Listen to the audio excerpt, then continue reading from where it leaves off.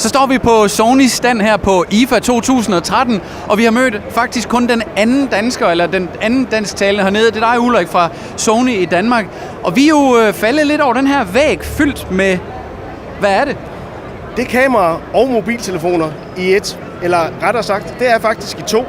Fordi der er tale om det, som vi kalder på et meget fint udenlandsk ord, lens-style camera. Og hele gimmicken her, den går ud på, at når man er på en messe som her, så går man og tager en masse billeder. Men ofte så er det jo enten valget mellem 10 kilo kamera på ryggen, eller billeder fra sin mobiltelefon. Og ingen af delene er sådan set særlig ideelt i et miljø, hvor der er rigtig, rigtig mange mennesker og rigtig meget at se til. Så løsningen, den har vi her. Vi åbner vores lille linse her, og så tager jeg min mobiltelefon. I det her tilfælde er det naturligvis en Xperia Z. Så klipser jeg kameraet eller objektivet her på min mobiltelefon. Så tænder jeg, og så efter et lille øjeblik, så er jeg skudklar, fordi at de kobler sammen via NFC og Wi-Fi Direct. Og så har vi simpelthen et kamera. Det kan tage billederne selv også, så faktisk så behøver jeg ikke at have det på mobiltelefonen. Jeg kan tage billederne helt uden med zoom og det hele, og de bliver så gemt på et micro SD-kort, som ligger inde i selve kameraet. Hvis jeg har mobiltelefonen på, jamen, så bliver billederne automatisk kopieret over til mobiltelefonen. Og har jeg haft kameraet af og taget en masse billeder, så bliver de automatisk også kopieret over til mobiltelefonen, når jeg tilslutter den igen.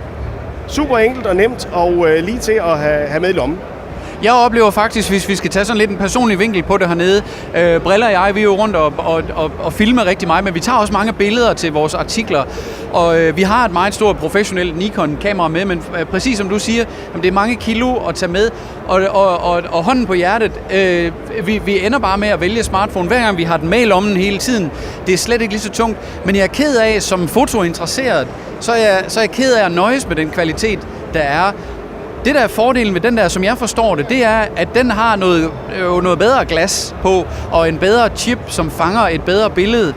Og det gør jo også, så som jeg ser det, at man kan også måske i nogle, altså der er jo mange vanskelige lyssituationer her. Alle, der fotograferer lidt mere end bare snapshots, ved jo godt, at hvis man skal tage et billede, der er hvid baggrund, som her for eksempel rundt om os, der er enormt meget svært lys, så er det meget svært for en mobiltelefon at tage nogle gode billeder.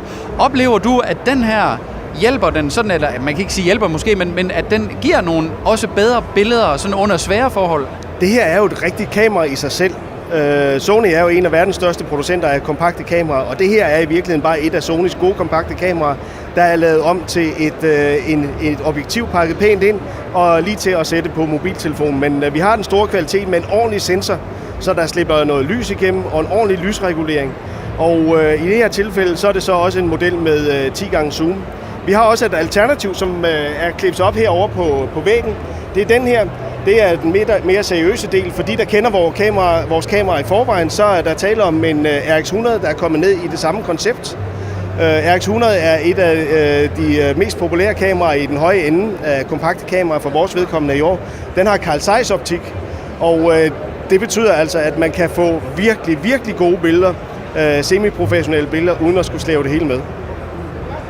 En af de ting, jeg tænker, der er meget vigtigt for mange i dag, det er jo også det her. Nu snakker man, altså det virker som om, der er 2 buzzwords hernede i år. Det ene, det er 4K, når vi snakker fjernsyn. Alt det handler om 4K og Ultra HD.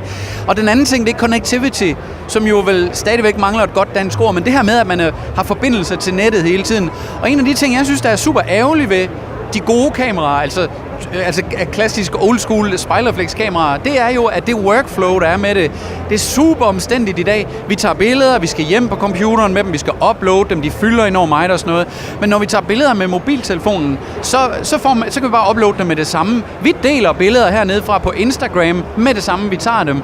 De muligheder har vi vel også her, ikke? Selvom du siger, at den ikke, altså den har ikke så meget, altså den har ikke noget med selve mobiltelefonens kamera at gøre, det er et eksternt kamera, men den sætter vel billederne over på med det samme? Alle billederne lander jo lige med det samme over i mobiltelefonen, og så er det ellers bare at gå i gang med at dele på samtlige sociale medier, du kender.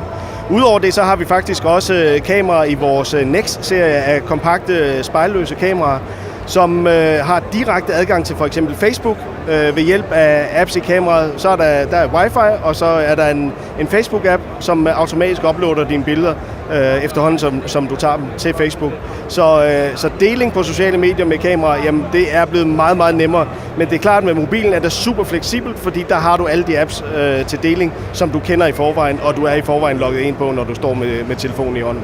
Lige præcis. En ting, som jeg tror, mange er lidt kede af med, når man bruger mobiltelefonen. En ting, det er jo det her med, at det er super let, og man har den lige med i lommen og sådan noget. Og mange fotografer siger jo også det her med, at det bedste kamera, det er det, man har med. Og det giver jo god mening. Men en ting, som mange er kede af, det er jo det der med, at hvis man nu står lidt fra et motiv og skal zoome ind, så ser det jo ikke ret godt ud på mobiltelefoner. Løser det her, eller er det med til at gøre det bedre, eller hvad?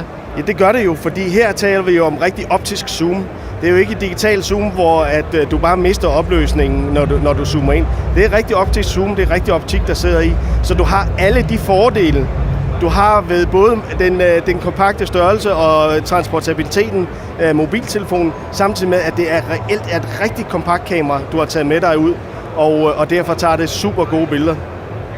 Har vi nævnt det, uden at jeg lige har været opmærksom på det, eller mangler vi nogle priser på de forskellige? Der er også noget med et cover til den der.